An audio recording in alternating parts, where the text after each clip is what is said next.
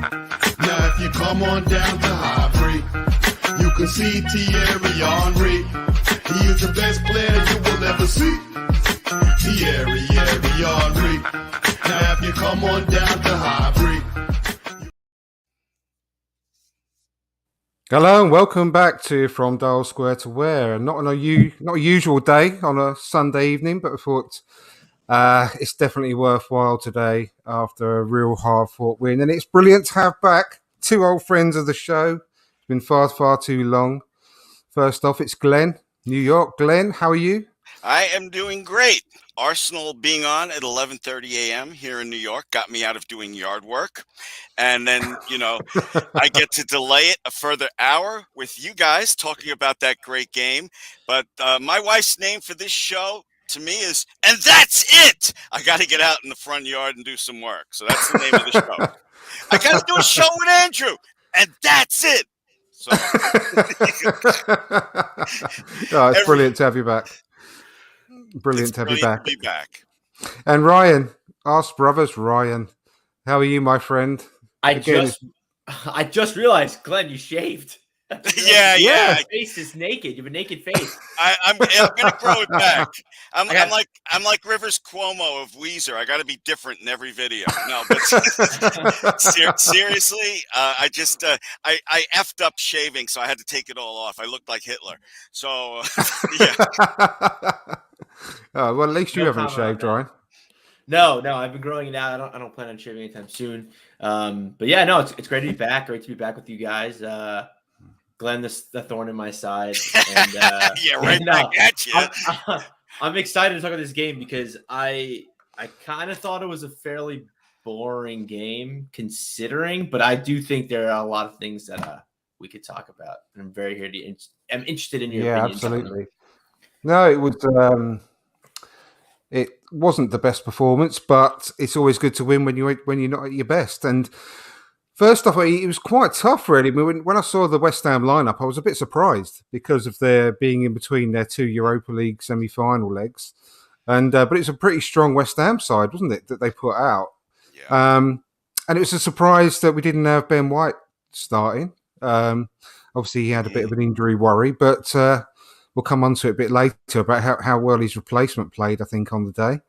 But what did you think initially, Glenn, when you first saw the lineups? It's going to be tough, right? Yeah, I thought they had exact same reasons that you said. I thought they had a strong lineup, and I thought they were going to sit back the whole game. It was going to be tough to score, and when I saw that Holding was starting, I'll be honest, I'm like, damn it! but we'll talk about that later, as you said.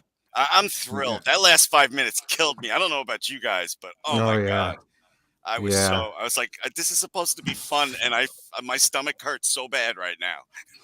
Yeah, absolutely. I know. Tell me about it.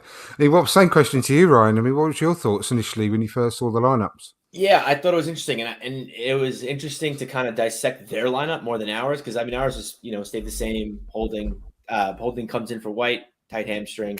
Tomiyasu's back, which I was very excited about because he brings great balance to our team. But for West Ham, they're in a very interesting position where they're down 2-1 to Frankfurt in the Europa League knockout stage, and they have this game where if they lose to us, they're knocked out of Champions League as far as Premier League is concerned. They can't get it. They can't get into any of the Champions League spots. So it's interesting, we kind of had a similar discussion past seasons. Do we put all our eggs in the Europa League basket or do we put it in the Premier League basket?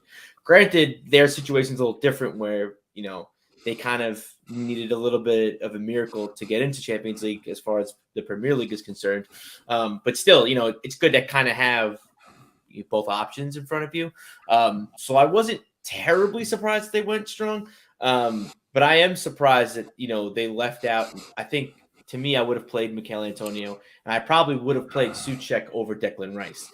But, they did what they did, and it didn't turn out well for them. So now, they're knocked out of Champions League, and now, they have to beat Frankfurt to keep their Champions League hopes alive.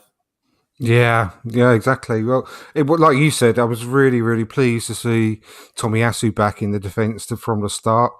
Hope it's not serious. Hope it was just precautionary when he came off, because he was feeling his calf, wasn't he, a little bit when he was sat on the pitch. So fingers crossed that's not too bad. Arteta apparently said him and Saka are fine, by the way. That's the last I've heard. Good. Although, with tests and stuff, you never know. But that's the initial report.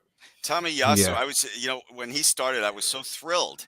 And I said to myself, I just hope he isn't injury prone. This is one of my favorite players, this guy. Yeah, he's brilliant, isn't he? He's like, his enthusiasm is pretty infectious. And he's like one of the old school defenders. He's like a Lee Dixon. Mm-hmm. He doesn't. He will. Comparison. He says like, he can always say, "Over my dead body, you're going to get that cross into the box." He's that type of player, isn't he? That will always defend first and foremost. He's brilliant. I love him.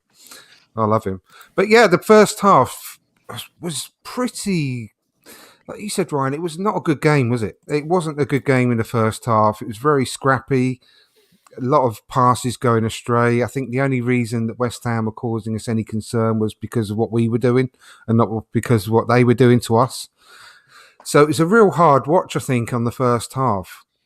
So, I mean, what are the main sort of features of the first half for you, Glenn? I mean, there wasn't too much going on, was there, really? Very few sort of real clear-cut chances created. No, I can remember. I mean, going into halftime, I was thrilled up until they tied it.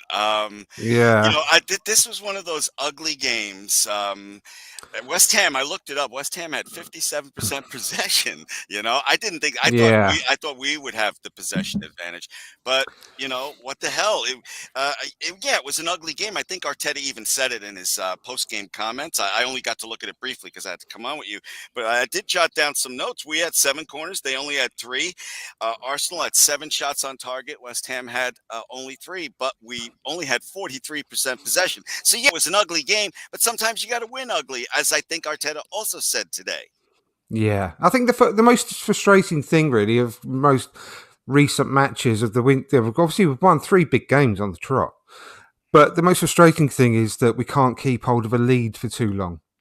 And that was the same thing again today, wasn't it, Ryan? I mean, I think the Rob Holding goal was actually a really, really good header. I mean, he was really obstructed in the box and he did ever so well and put it away. First ever Premier League goal, by the way, so fair play to him. But it's just such a shame that we just couldn't hold on to half time. Yeah, so I noticed early on that they were playing they were stretching us out. They're playing very wide, and normally that's how we play. So I was like, okay, we could figure this out. We don't need to rely on Elneny and Xhaka too much, which kind of has been something we've been doing and it's been working. But that's fine. We'll push out wide. We have Saka, we have Martinelli, someone of Nuno Tavares. He wants to get forward. He wants to create stuff. So I was kind of thinking this could be to our benefit. But then when you see, Nuno getting constantly pulled out of position and Nuno kind of staying very central and very narrow, which I want to say that's something that Arteta has him doing. They kind of pulled us out a little bit. Kafal was on the touchline essentially, constantly creating havoc, and Nuno couldn't do anything about it because Nuno was almost positioned like a center back. And when I think it was Bowen who played him, was it Bowen? I don't know if it was Bowen or whoever played him that ball all the way on the other side of the 18-yard box. He was his own little world, and I think that's something that tactically we have to change because I think Bowen's a great player, and I know Nuno got a lot of stick today for having a really poor game. I don't think he played that bad, but I also think that it's a testament to Bowen. I think Jared Bowen is a great player. I think he is someone to definitely watch. But yeah, I just think formationally we were kind of letting them kind of have the ball in wide areas. Which is strange because defensively on the left-hand side is something that we worry about, in Tavares and how kind of, I don't want to say inept. It's probably not, I don't want to say that strong of a word, but he's been a little bit of a liability back there defending. So I'm surprised we didn't try to address it. And instead of addressing it, we kind of made it a little bit easier for them. And, we kind of gave them an easy goal. And it didn't help that it deflected off Gabriel's ass into the net. We never get luck with deflections. When our opponents have a deflection, it always goes in. I'm sorry, never deflect wide. No, I'm finished. I think that both of you need to put this into a little bit better perspective as far as, this was an ugly game, but at least we won. And Ryan, you always put stuff under a microscope, and that's why I love you and hate you at the same time. Guys, look at our injuries. Partey, Tierney. Look at the players stepping up. Okay, no game is going to be easy. You know, when I heard we were slight favorites today, I'm like, what the F? No way. We got everybody stepping up who needs to step up, and I am so proud of this team. I know you guys are proud of this team, but you cannot expect perfection for all the hurdles we are trying to overcome to make top 4. Now, Glenn, let me counter you a little bit. Okay. They had one healthy, non-suspended center back. They benched Souček. They benched their starting striker. So they were in a situation too. So I agree with you. Winning 3 games against Chelsea, Man U, and West Ham with the likes of Eddie Nketiah, Mohamed Elneny, Xhaka, it's awesome. I like it, and those 3 players might not even be here next season. So it's nice that these guys are really putting in a shift. But I'll be honest. I think before the game started, I would have had us as a favorite too, because I think West Ham and also let's not forget, which we mentioned earlier. West Ham are in between legs in a vital Europa League game, and now they have to win if they want to see Champions League because they're not going to get it through the Premier League. Most people. Andrew, can I just say one thing to Ryan real quick? Because I do owe him a little kudo, because him and Stan the Man are the only 2 Arsenal fans I know who ever stuck up for Elneny, and that son of a bitch is stepping up himself. I've always stuck up for Elneny as well. All right, you two, you get a little kudo over there too. I have. I've always liked Elneny. I hope he stays on. Okay. I hope he stays. He's got the perfect squad player attitude also. Just put me in when you need me. I'm ready. And he's stepping up. And that's, I think, the thing that people get misconstrued is people like, he's not good enough for us. Get him out of here. Who we bring, like, put it this way. Let's say he goes right in the summer. Who are we bringing in that's gonna be happy with being a squad player, that's getting peanuts as far as wages are concerned, and and will die for the badge. He loves being here. He even said in an interview last week, if Arsenal want me to stay, I will stay. And he knows his position in the role is not to be a fix in the starting 11. You have someone like Lokonga who's probably more of gonna play where Xhaka is, even though they've compared him to Partey. He could do that as well, but I think Elneny kind of knows his time in the starting 11 isn't long for this world. But to have that kind of player, like who are we going to bring into the club? Who are we going to sign that's going to fit that mold? I don't think anybody comes close, and that's why, to me, like, you have to keep Elneny. And I know a lot of people, even people who kind of know what they're talking about, think we shouldn't keep him. But I don't think you're going to sign somebody for cheaper and give him less wages. I agree with everything. All right, stop milking it already. I agree with you guys. All right, and the last thing I will say about Elneny, let's talk about later, which I can keep going about Elneny. I retweeted a quote that Arsene Wenger said about Elneny, calling him a silent leader, and I can't recite it, but I just retweeted it a little while ago, and how essentially just he's willing to die for the badge and be that silent leader on and off the pitch, and that is something we need, especially building the culture that we are building, for the long term of this club. People that listen to this show week in, week out, I'll keep repeating myself, but he is always one of the best trainers at the club as well. You watch all the training videos, he's the most professional. He's doing everything that has ever asked of him. He's a proper professional, and he never moans, never moans about his playing time, his minutes. And I'll tell you one last thing about him as well, is that when he does come into the team, even if he hasn't played for months, he doesn't take several games to get into his rhythm. Mm-hmm. He comes into the team. He may take the first 10, 15 minutes of a game, but then he's settled. And it's brilliant. So I can't speak highly enough of the guy, to be honest. I think he had another good game today. He's had the previous couple of games he was called upon who were really, really good. And I think it's a no-brainer to keep him on, because like you said, Ryan, every person you bring in, not only have they got to have that attitude that he's got of being the 4th or 5th choice central midfielder, but every signing is also a risk, isn't it? it's a risk. You don't know whether they're going to settle. You don't know whether they're going to be as good when they come into the team. You don't know whether when they do get into the team, it's going to take them 5-6 games to settle and get the rhythm.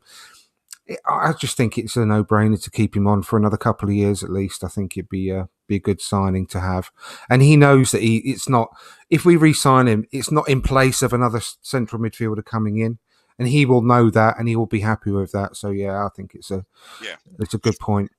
The exact opposite of Lacazette sitting there. I miss Leon. Oh, shut the f up. You're here. Shut up. So I really have mad respect for El Neni, and I'm glad to say that I believe I was wrong about him. Yeah, he's always been a steady Eddie, isn't he? He's never been. But I'll tell you what, since I've been watching him during the AFCON. He is a lot more progressive in his passing than he normally is as well. So, fair play to him for that. But another player you mentioned, Ryan, was Nketiah. I thought he had another really good game today. I really do. Yeah, I agree. I actually saw a little bit of Eddie slander. I saw people, get him out of here. He can't score. He can't do this. I honestly, he was, for me, up until latter stage of the game, he was probably in my man of the match conversation. And mine.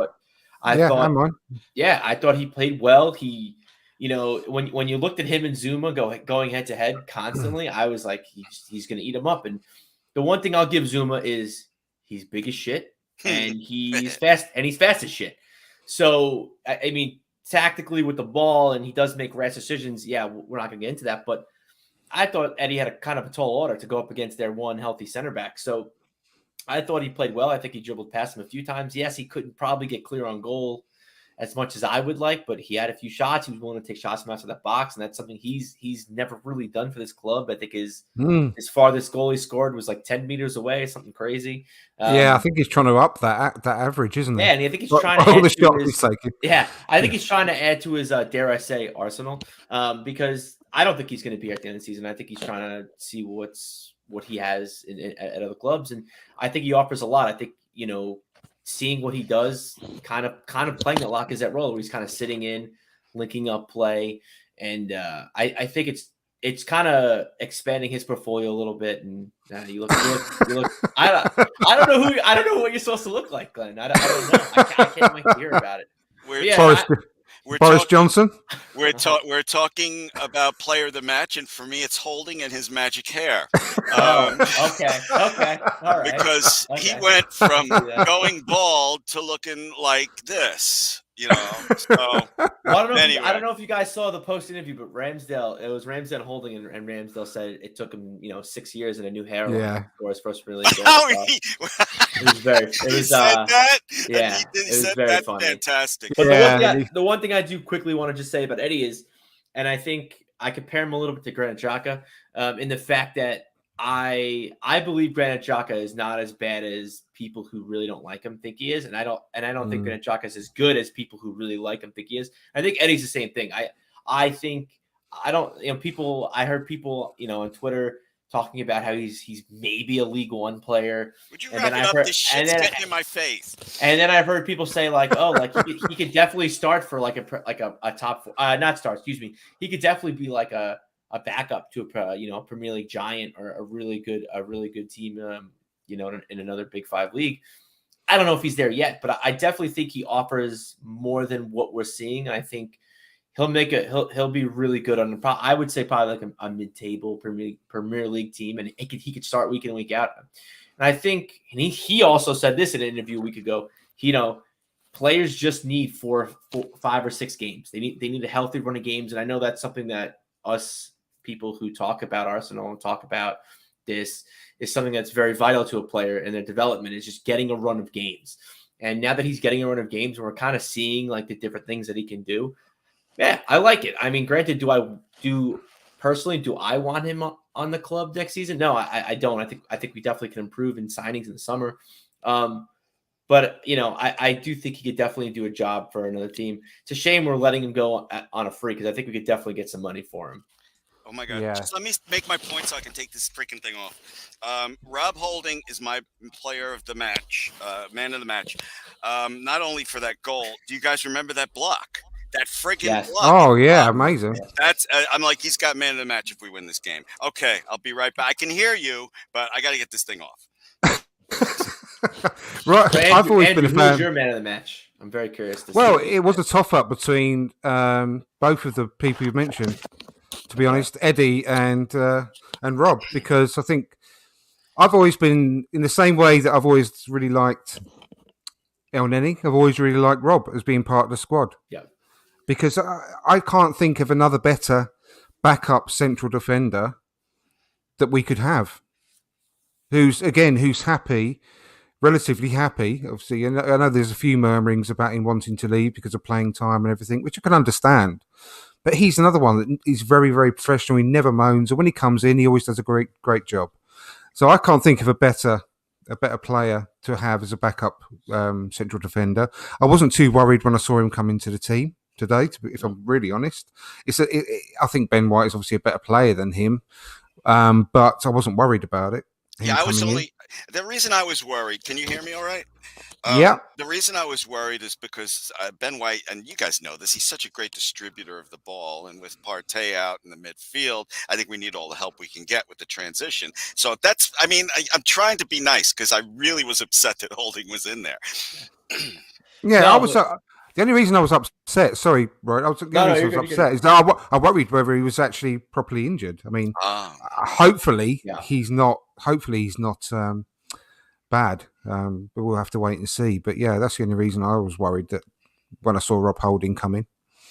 But yeah, the only thing I quickly want to say about Rob Holding, and it's to kind of piggyback off what you're saying, Andrew, about he's like an El Neni squad player as defender, and I think we need that, especially at center back, because there are games, and we're noticing Arteta wanting to do it more and more, is going into a back three and being able to adapt and adjust and evolve, as a machine that we're slowly building up to be. I love seeing Holding coming on as a third center back. I think Holding offers us a lot more. Just being that tall physical presence who's willing to throw his body on the line, and I think it's going to help us going forward. And if he is, kind of, I guess, going to be like an El Neni and like be willing to play for the badge and willing to be a squad player, I think he could definitely be of use to us, especially with this whole Saliba saga, which I don't know when we're going to see the end of that. Well, we need 4 central defenders. I mean, I don't think it has to mean the end of Rob Holding when Saliba comes back. Well, I don't say that. I think I just mean that I think Saliba really wants, I don't think Saliba's willing to accept a backup role. I think Saliba wants to start. He wants game time. He wants minutes. Where I think is Rob Holding is kind of on the latter stage of his career, to where he's like he'll play on any role where it's like, hey, you need me? I'm here, coach. 5 minutes. You need me in a back three against Dundalk in the Europa League? Cool, whatever you need. I got you. I don't think Saliba's willing. I don't think his attitude and from what I'm hearing in interviews, I don't think he's willing to take that role, which, I mean, I can understand. He's a young player. He's one of the best center backs in France right now. And I would like to bring him into the team and give him, starting minutes, but I don't think our players aren't doing too much wrong at the moment. Can I just say one thing, Ryan? Take it easy on Holding, okay? He's only 26. I think you just said his career is basically no. But what I'm saying is, I guess my question is to you then, Glenn. Do you think he could start in a starting 11 on a better team than Arsenal? No. That's my point. Then okay. I would like to keep him around, give him kind of that backup role, because I don't see him really ever taking White's spot, taking Gabriel's spot, taking even Saliba's spot if he stays. I could see him starting at Manchester United. He's better than all their defenders. Yeah, I didn't want to say that. But they're not a bigger club than Arsenal at the moment. They're down the league. You can't say anything that will offend MU supporters right now. I've heard so many of them, killing their defense that nothing you say is going to hurt their feelings. It's worst Man United defense you'll ever see in your lifetime, isn't it? That's what they're saying. Yeah. No, but I mean, going back to Saliba just for a second, this is what puts me off him a little bit, because we don't know. We're all speculating. We're only taking what some people write on Twitter or write in an article for granted. But if he is that type of person that says, right, no, I'm not prepared to fight for my place. I want to go straight back into the team and play every week. If he expects that and doesn't expect to come in and actually have to play brilliantly in training and to fight his way into the first team, that's not the type of character we need, and not the type of character I like. Do you know what I mean? Yeah, no. I want him to know that he's going to be one of four, and if he's his best performer, then he will play every week. Yes, but if he's not, then he has to keep his standard up and keep trying hard. We paid $18 million for him. He's kicking ass right now. I want him here as soon as possible. He can't expect to go straight in, play every single game in the Premier League. Exactly. The toughest league in the world. Exactly. That's what I'm hoping. And don't get me wrong, I really, really want him to come back into the squad and be one of our 4 central defenders. And I want him to have the attitude that I will fight for my place and I will get into that first starting 11, and you'll have to drag me out of it because of my performances. That's the attitude I want. Mm-hmm. But and we don't know whether we're going to get that at the moment. That's all. That's my only sort of slight concern, because if he's like one of these Billy Big Bollocks who thinks he wants to going to come straight in and play every week, then I don't like that. You know, so that's what I'm saying, basically. Yeah, but I'm like you, Andrew. I try not to get too much on this circumstantial evidence of whatever he might or might not want. All I know is I want him here. He's a world-class. He could be a world-class player, and you know, it's like I'm not gonna speculate on this stuff. I'm enjoying the ride right now that Arsenal has taken us on. Absolutely. A ride where we have all these injuries. Ramsdale and Gabriel are not as sharp as they were just a couple of months ago, but we're still pulling these games out. We're winning these games we need to win. You know, since the F up with Brighton and the others. I'm just like so excited and trying to enjoy the ride. And when Saliba gets here, I'll worry about it. All I know is I want him here, just like you guys. Yeah, no, exactly. I'm exactly the same. Exactly the same. But yeah, I mean, another good performance, I think, again, was another one from Granit Xhaka. I think he played fairly well today as well. Did you guys hear that interview that he did? I retweeted it, and it was on one of the BBC podcasts, and I think he came across really, really well on that. I mean, obviously, it's on the tails of the other interview that most of us have seen that he did, you know, in the article he wrote for the Players Tribune. He's done a hell of a lot, I think, to sort of change people's perspective of him, hasn't he, recently? I think that you've got to take your hat off to him, I think, lately. And we've really needed leadership in the team. I think he's provided that and a bit of stability. And that madness of playing it but left back, thankfully, has come to an end. So he's been doing very, very well, isn't he, the last few weeks? I mean, I'll come to you first, Glenn. Like, yeah. How can I say he has not done that? Yeah, let's put it this way, okay? I'm going to give you a scenario that he never did that thing where he pulled his shirt off and told us all to F off. I'll put that to the side. I'll put that to the side, okay? Because everybody makes mistakes. You know, I could tell you 10 things I did when I was 27 that are worse than what he did. But my point is, put that aside for a minute. I respect that he has stepped up and helped us in this battle for top 4. But I believe on the Arsenal team, we all want to see he's a squad player. So if you could put El Neni's attitude into Xhaka, I'd speak more positive about him. But you know he doesn't want to be a squad player here. So I'm enjoying the ride. You know, as far as I'm concerned, Xhaka might be gone and Ketty is definitely going to be gone. I'm just enjoying that they are giving us 110%. Yeah, absolutely. I think one thing I said last week on my show is that when you bear in mind, I think he's 29 now, Granit Xhaka. Mm-hmm. And for me, last season and this season, we've seen the absolute very best of him. And that only makes sense when you think about it, because that was his year when he was 27, 28. And what's that when you're from midfield? That's your prime. They are your prime years. So I think the last 2 seasons, we've seen prime Granit Xhaka at Arsenal. I think it's as simple as that. I mean, I don't think he's going to get any better than he is at the moment. So, yeah, I mean, if we can move on from him and get an upgrade, then I'm all for it. But at the moment, I think he's right up there. Obviously, hats off. He's done a tremendous job. Yeah, absolutely. What's your thoughts, Ryan? No. No. Listen, let me just quickly say, we're very, very quick to jump and criticize players, aren't we? All the time. So it's not going to stop him. I know. But you need when someone's playing well, you need to you need to say fair enough and give him some praise as well when he deserves it, because he's deserved criticism an awful lot. I think at the moment, yeah, I think you're within your rights to actually give him some praise for what he's doing. No, yeah, I do. I do give him a lot of praise. I think he's played very well. He stepped up, and yeah, I kind of agree everything Glenn said, which is shocking. I know. I think he is someone who, if he's willing to accept like a squad player role and be like, listen, we need you to be a leader on and off the field. You know, we still expect for you to compete. You know, if we sign a new set of midfielder in the summer and you're playing better than him in training and you're training well, then yeah, you're gonna start over him. But let him know that his name is not going to be first on the team sheet.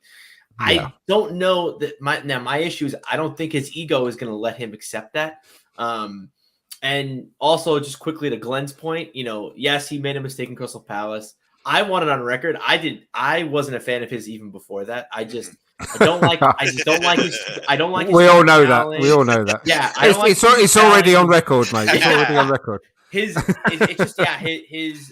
and the good thing about, I guess I'm going to, give props to Arteta and just the tactics and the formation that we think we're really doing a good job at making Xhaka do less.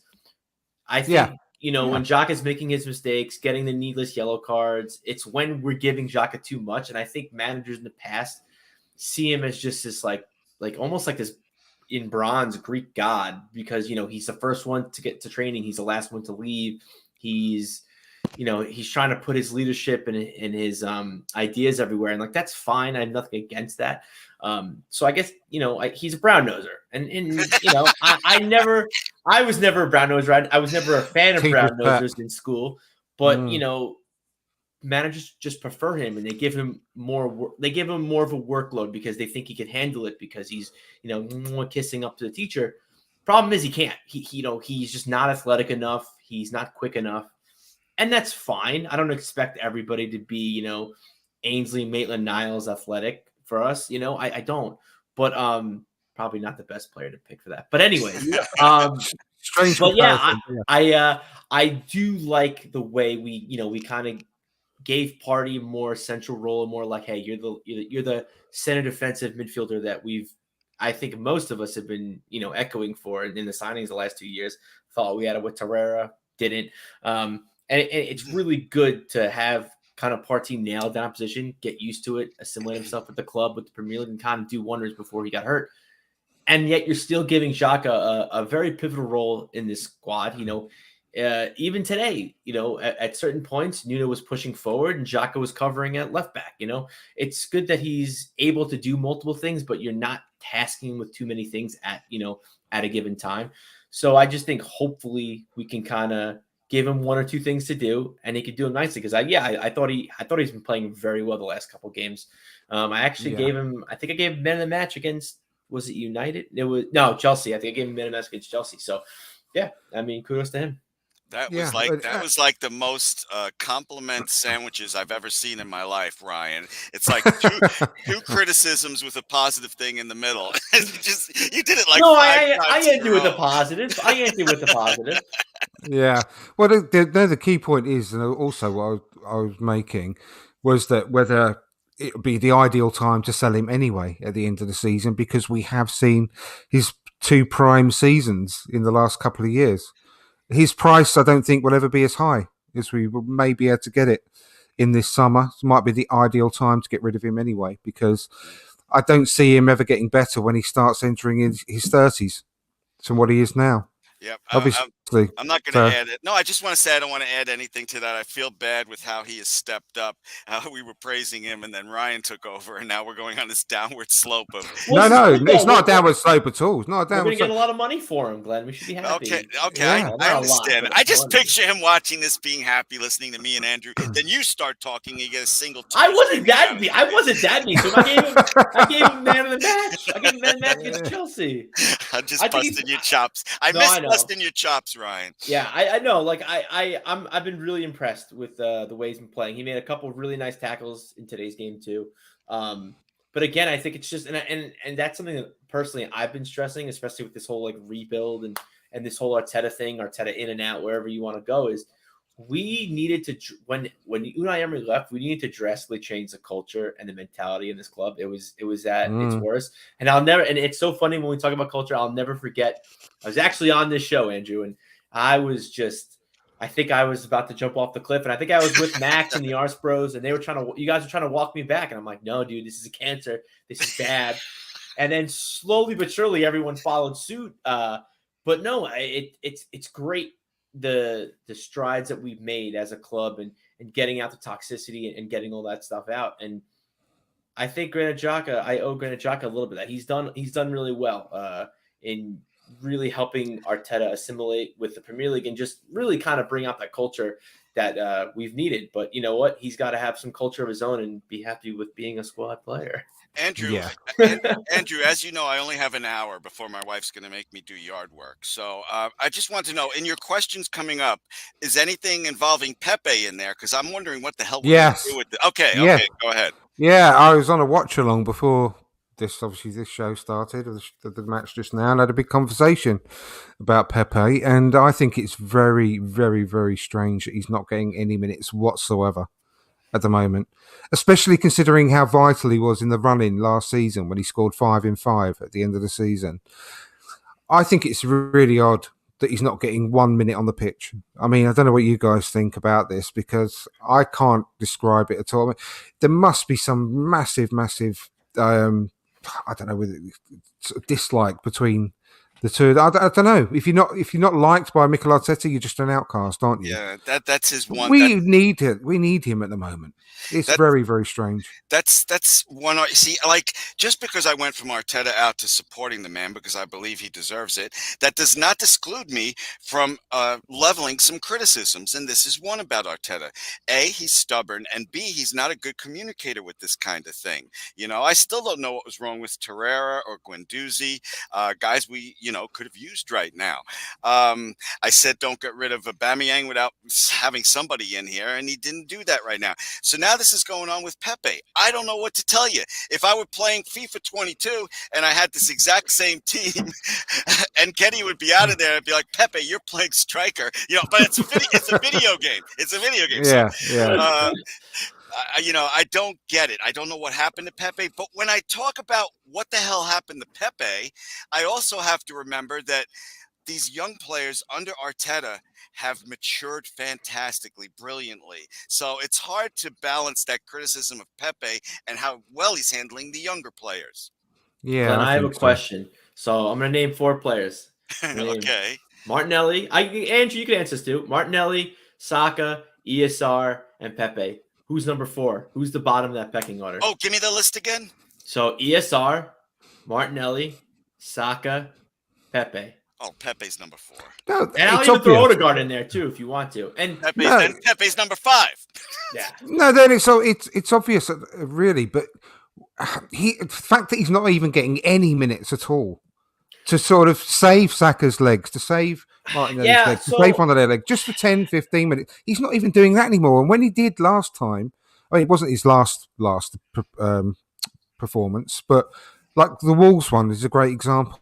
He came on, he scored that goal. I don't think anyone else in our squad scores that goal. Remember where he took that goal against Wolves, he took it back to goal, swiveled and volleyed it in with his left foot. That was a fantastic finish. And then he also set up the winning goal. But then after that, he's hardly seen the grass. He's hardly been on the pitch since that performance. And I think it's just really strange that he's not even getting any time to rest these young players' legs at the end of games.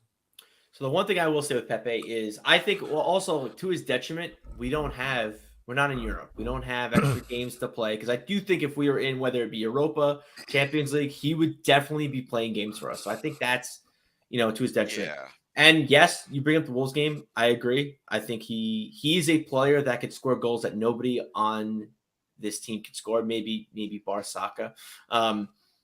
But you also got to figure too, like, yeah, you have the Wolves performance. What about the Villa performance? He came on late against Villa. He was a nightmare. We were like, where is he? What did he fouled outside the 18-yard box with like seconds left, gave them like a really good position free kick. So, I mean, there are things to his game that I could see why Arteta doesn't pick him. And I'll go and how I compare Elneny and Holding, I'm going to compare Pepe to someone like Nuno Tavares. Both raw players. They kind of have really good parts of the game and they have really bad parts of the game. Two big differences. Nuno Tavares is a young player and, someone up and coming that Arteta signed. Arteta didn't sign Pepe. And two, we need a left back. We don't need a right winger. We have Saka. We have Martinelli. We have ESR, and I get it. And then to what you guys would say to me, and I agree with, yeah, but give Saka a rest. We need these guys need rest. Saka has tired legs, and I agree. But I'm just kind of giving you what I think Arteta is saying, what Arteta would say, because, I do think I think Pepe is an unfinished product. Problem is, I don't think Arteta wants to finish his product, whereas I think he wants to finish a Nuno Tavares' product because of the need for left back, Tierney always being hurt, and the fact that, Nuno Tavares was signed by Arteta. Nuno Tavares is the profile, whereas like Pepe's a few years older. And I don't know. And I also think there could be an attitude problem somewhere in there also. But yeah, it's a shame we don't have extra games because I firmly believe that if we did have the Europa League, or whatever, Europe competition, he would definitely play. So if we do get we are guaranteed extra games next season. So if he does stay, I do believe he will get minutes. And hopefully we'll see the progression of Nicolas Pepe. Yeah, can I just echo with that? I hope that Pepe stays because I see the player. I do, yeah. I do. But does anybody off the hand know how old he is? 26. 26. Oh, really? Yeah, I would hope that he would stay here and try to grab that brass ring whenever he gets his chance to play, like so many others on this squad have done. And it's tough too. It's the one position on our squad that I think we have, like, I don't want to say too much. I don't think we have too much of anything in our squad, but if you had to hammer down, like nail down like a position in our squad where it's like, all right, we don't need to sign this player, this type of player, it would probably be like a winger type player. So it's definitely working against him. But again, if we get extra minutes and he gets a run of games like someone like Eddie is, he's gonna shine. And the other thing is, if we sell him, so many Arsenal players turn into accountants with this kind of thing. It's really maddening. We're gonna have to take a loss if we sell him now.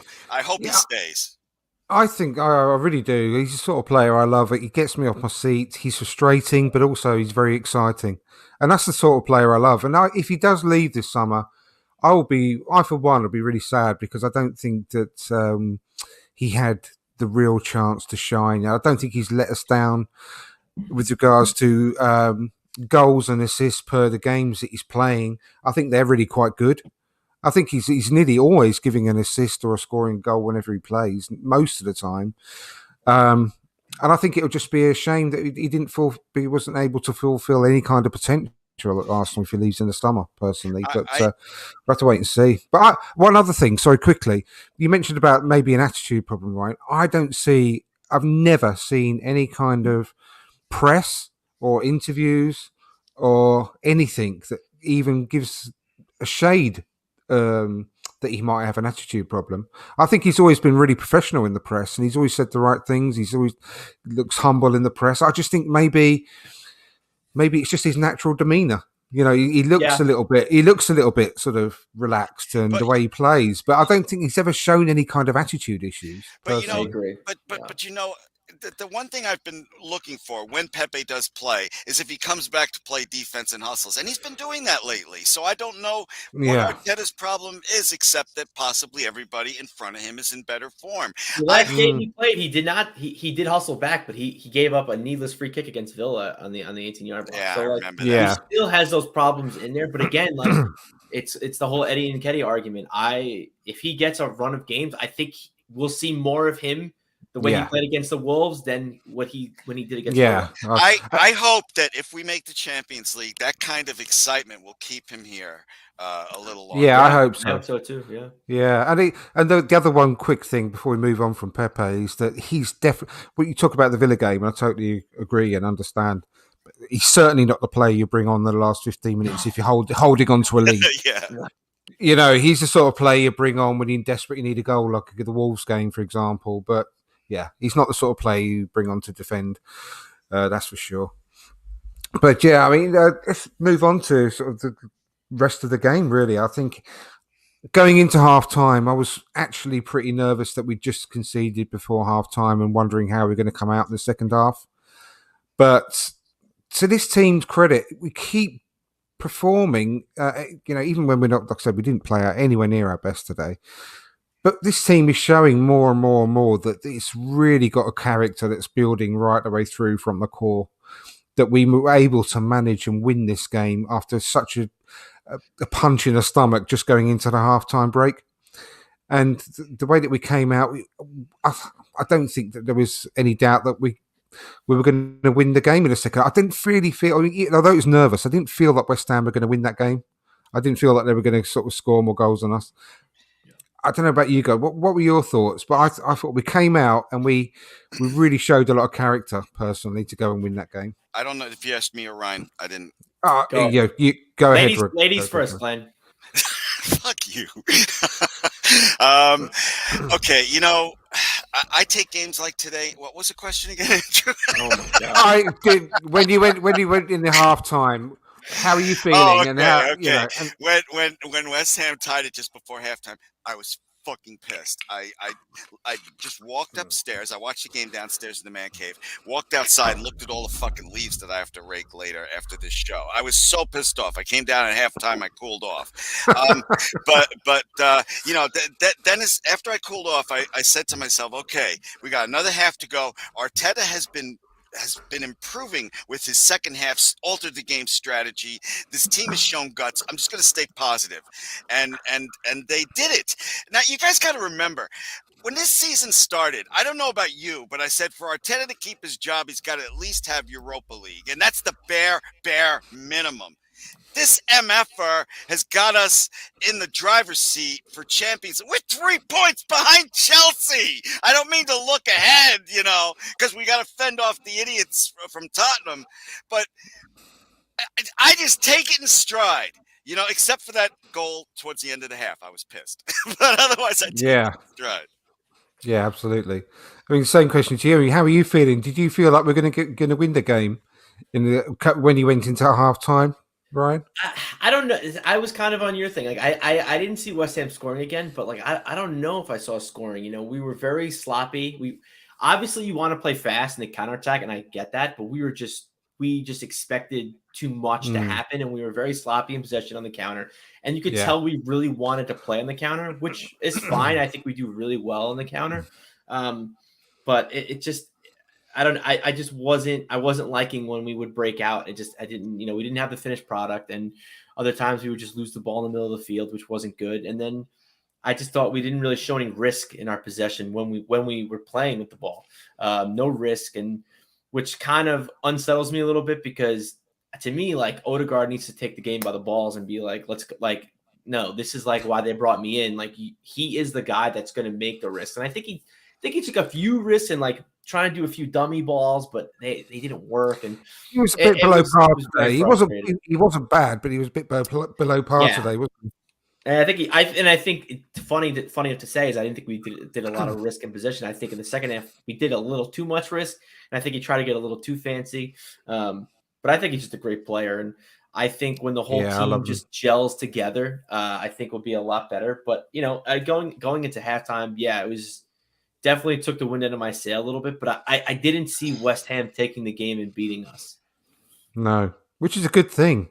I think we don't have that soft underbelly anymore, do we? I mean, we don't seem to we can't be beaten up on the pitch the same way that we were in years gone by. I think that's a real positive for this young team, that we do have that character. And there's so many games that have gone by when you think, well, 6 months ago we wouldn't have won that game, and this is one of those games. That in times gone by, I don't think we would have scored that second goal, which was a good goal, by the way, in the end. There's a lovely ball put back in by Martinelli. Great run by Gabriel. Oof. And it was a great run by Gabriel. Fantastic. It really was. I didn't see it. I saw him. I'm like, oh, I saw it happen. I'm like, oh, surely he's offsides. I was like, stop celebrating. And then you see him peel off from the pack and make a run. I was like, oh. I got it. And give guys, sound like Porky fucking Pig. Guys, give Martinelli credit for that cross too. I did. was I very- did. I okay. just did. Yeah. Thanks for sorry. listening. Thanks for listening. Glenn. Yeah, But Glenn. no. Tuning out as always. I wasn't tuning out. I was wondering who was behind my curtain over there. I'm sorry. Go ahead. No, it was a great ding ball, but he was massively onside, wasn't he? I thought the same as you, Yeah. Ryan. Yeah. But he was like 2 or 3 yards onside. He'd made a perfect run. It like was a centre almost forward. cartoonish the way he put Fabianski into the net. with that header. Yeah, it was. Yeah, it was fantastic. But it was hairy, and I honestly thought that maybe Arteta could have made some substitutions a bit earlier.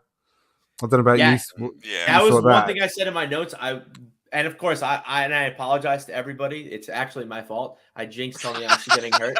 Literally before Tomiyasu kicks the ball out, I'm like, surely we gotta make a sub and go to a back three. You keep Tomiyasu on. You bring in Cedric.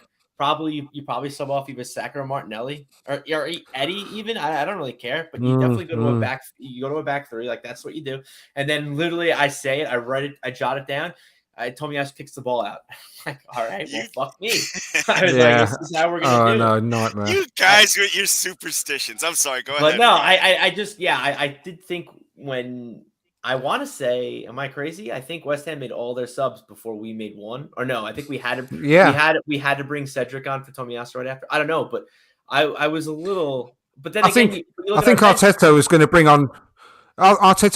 on Holding, but then he suddenly realised that Holding was No, already on the he's- pitch. yeah. That was the problem. and that's the thing too is and people and I think that's something that a lot of people even now, which I think is bizarre, is one thing people give Arteta shit for and how like they bash him. It's like, oh, you got to make a sub. Why are you making a sub? Who the fuck are you bringing on right now? We're up 2-1. Like you want to bring Cedric on, the person who everyone talks crap about. You want to bring on ESR, which to me like I'm just that's my guy. I'm enamored with ESR, which I think that's a testament to show like how good Martinelli and Saka are, because in my personal opinion, I think ESR should be starting every game, but like I'm not saying, oh, Saka's not good enough, and it's funny because I was talking about it with a few of my friends the other day, and I think Saka is going to be the next thing. He's amazing. I love him, but I'm still not as high on him as everybody else is, but I still think he's a superstar regardless. But when he made that run in the 30th minute, he ran down the right side with the ball, and I think he dribbled through like two West Ham players. I was like, all right, well, Yeah. fuck me. He's great. Like he's awesome. I can't believe that you would prefer ESR over Saka almost as much as I can't believe you have friends. No, I'm just joking. I'm just joking. I don't want to say. No. See, I don't prefer. I don't want to say. I don't prefer ESR over Saka. Ryan. It's not a competition. I don't want to argue with you. It's a nice problem to have for our club, and I'll leave it at that. No, yeah, I agree. Yeah, I just and to be fair, a notch on my belt. I thought when ESR came on, granted it was only for a couple minutes, when he dribbled in that box, no, he should have shot.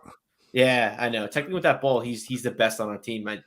It's. Do you remember me being on the Arse Brothers podcast years ago saying that Smith Rowe should come into the team and he could save us 60, 70 million pound in the January transfer window and all that? Yeah, well, boy, I was proven right on that one, wasn't I? He's went from strength to strength. He's my favourite player. He's oh yeah, I absolutely love him, but at the moment he's definitely carrying an injury. There's no question. Yeah, and that's what I keep going back to is he's still not fit yet. But I'm like, dude, how long does it take this guy to get fit? Like, we need to figure this out. But it's fine. We have Martinelli, we have Saka, so like, don't figure it out. But definitely like come back 100% next year when we're gonna. I don't think it's the fact that he can't play. I think they're really managing him very, very, very carefully at the moment, to be perfectly honest, and holding him back almost to save him from himself. If you know what I mean. Yeah. No, so yeah, I think they've just been extra careful with him. But he's a wonderful player. There's no better player to watch on the ball. When he receives the ball, turns and starts running with it.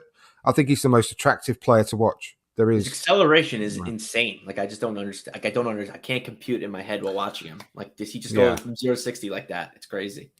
I think he deserves to play, every game.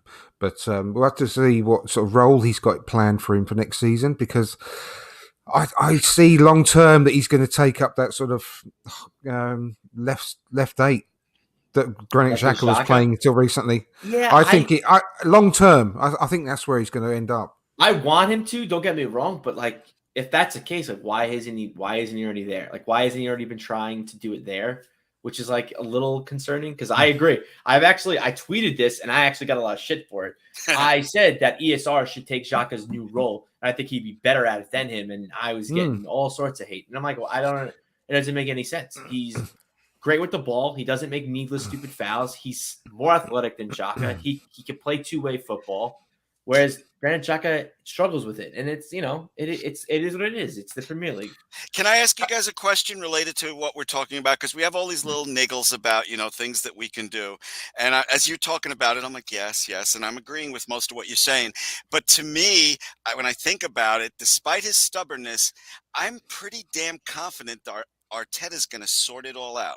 I just am. I know right now anybody that's Arteta out, their head is exploding, but I'm pretty confident that he can figure things out, largely based on the team's performance and that amazing summer transfer window we had. If he had the same sort of depth of squad as all the teams above us, then he would be doing just as well as them, in my opinion. I agree with that. Okay. I do believe that. Yeah, and I also think that Smith Rowe could easily do the role that Lacazette has been playing for the last several months. Playing that deep, withdrawn. It's funny you say that because apparently they want him to do that, but he, again, back to what you were saying, he's not fit, and they want to get him match fit, or else they would have already started him doing. They would have had him start like training and doing that kind of preparation. Because I agree. I think he could do that as well. Do you think Ryan? Do you think Arteta? Are you confident he can sort out these little problems? Yeah, I think because we both have got on Arteta's case all season long on Bearded Gooner's show. Yeah, I think the one knock I have on Arteta for right now is he's not great under pressure, but like he's slowly starting to turn me because this is pressure right now. Beating Man U, beating Chelsea, beating West Ham. If he can get us that fourth spot, I think we'll be in good shape. I think he's concocted a very good, well-oiled machine. I think at this point, it's bringing in the right players, developing talent that we have right now, like in the academy, like, your Amari Hutchinsons, Kilo Taylor-Harts, Aziz, Patino, to name a few. Miguel Flores, or is that, I don't know if it's Marcelo Flores. Marcelo, he's going to be someone to watch out for. There's a lot of talent, and I think, with these new run, and this is the one thing I stressed, and I've been stressing all year, because everyone's like Champions League or bust. No, for me, all we need extra games because we have the talent. We have a lot of younger guys that we could fully develop and kind of put them into Arteta's cog, because these players, yes, they're not playing, like the Patinos, Zach Swanson, who's constantly on the bench. We have, I forgot his name is Salah something. He's on Salah, yeah, very, very good player. The good problem is they're constantly training with the first team. So they kind of know what Arteta already wants. So when we get those extra running games, it's just plug and play. You're just going to be plugging and playing these players, and they're going to be performing these roles for us. Granted, maybe not at as a high of a level we want them to, because they're 16, 17, 18 years old. But again, that's what these running games is for. Like we need to plug and play. We need to get these players out. Look at Patino. He played one game for us and he scored a goal. So I think that we just need time and extra games, and we got that. So I'm excited. Flores is the next big thing. I'm telling you now. I mean, Mexico. He's already playing for Mexico. Exactly, yeah. Because he could play for Mexico or Canada, that's right. Yeah. So Mexico are already giving him their caps to make sure they got hold of him.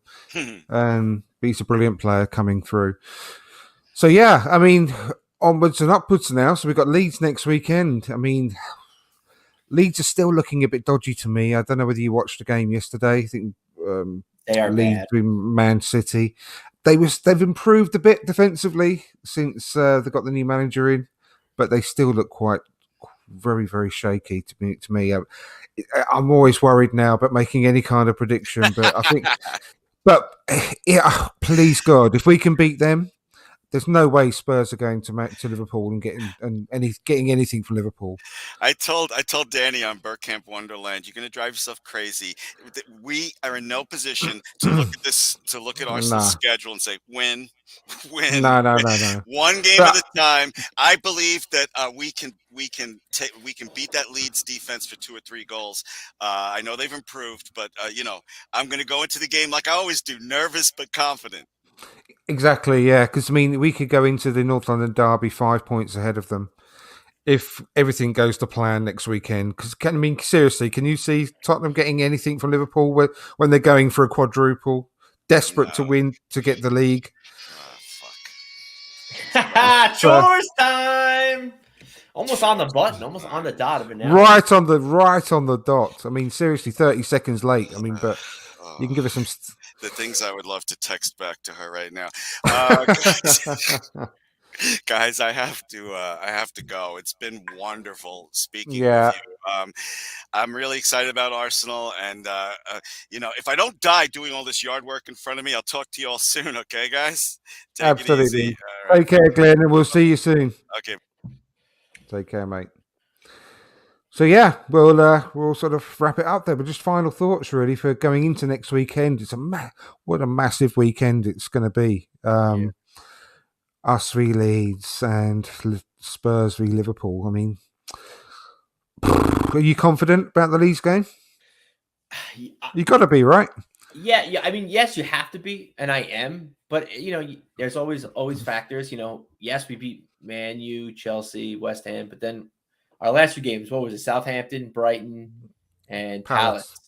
So it's like, and Leeds are fighting for their Premier League lives. That's the second thing I was going to say. Them and Everton are competing to stay up. So it's going to be interesting. But yeah, I think we're a far superior team. I think if we just bring that energy that we've been doing and do what we've been doing, I think we should at least win comfortably. Maybe I'm thinking like 3-0. But it's just so many circumstances that always, I feel like, seem to get us. But again, I think, like you said, we don't have that soft underbelly anymore. We're kind of really coming up. We're building that culture, and I don't think we're that team anymore. Liverpool have got to beat Spurs, right? Spurs are Man City's bogey side. They always do well against Man City. Liverpool are a different kettle of fish, but it would just be so Spursy, wouldn't it, to go up there and win? And derail there. I'm really worried about it a little bit. I just cannot see it happening. But on the other hand, I can. It's just one of those mental things that Spurs do from time to time. How we would love to get the results against Man City that Spurs have got against Man City over the recent seasons. They just seem to get that sort of bit of luck when they need it, don't they? The good thing that keeps me going, the thing that's positive that I try to tell other Arsenal fans is I don't care what they do. If we win the rest of our games, we're in. That's it. All we got to do, it's up to us. It's not up to, Spurs need to drop points. Spurs need to do this. Nope. Don't care. They can win out. I don't really care. But we have to, we play them. Yeah, so they can't exactly. Win out. But as long as we win our games, it doesn't matter. Yeah, exactly. Well, let's just keep our fingers crossed. And Daniel Shaw in the chat there, he's saying, Liverpool will win 100%. And you have to agree, but let's just keep our fingers crossed that happens. But yeah, it's been great to see you again, Ryan. Been far too long, and hopefully you'll be back on. We can come back on again soon for another chat. I would love maybe for a top 4 party. Oh, maybe for a party for top 4. That'd be amazing. But yeah, tell people where they can find you. Have you got anything else coming up podcast wise? What's happening with the Arse Brothers? Ever since Max had a kid, he's felt the face of the earth. We've been kind of chit chatting a little bit, nothing concrete, but I'm just I'm enjoying the ride I'm on right now into seeing us get into top 4, trying to network and meet as many people as I can, talk about Arsenal, trying to do a lot more Twitter spaces. So if anyone sees me, come say hi, and just, chat it up with Arsenal and really kind of enjoy the season and enjoy the ride. Yeah, fantastic. Well, it's been great to see you again. And thanks to everyone in the chat. Please drop us a like before you go. That'd be really, really helpful. And keep an eye out for our next show. I don't think it's going to be Tuesday. I think I'm busy on Tuesday, unfortunately. But we'll organise another one as soon as possible and see you again then. In the meantime, come on, you fucking Gunners.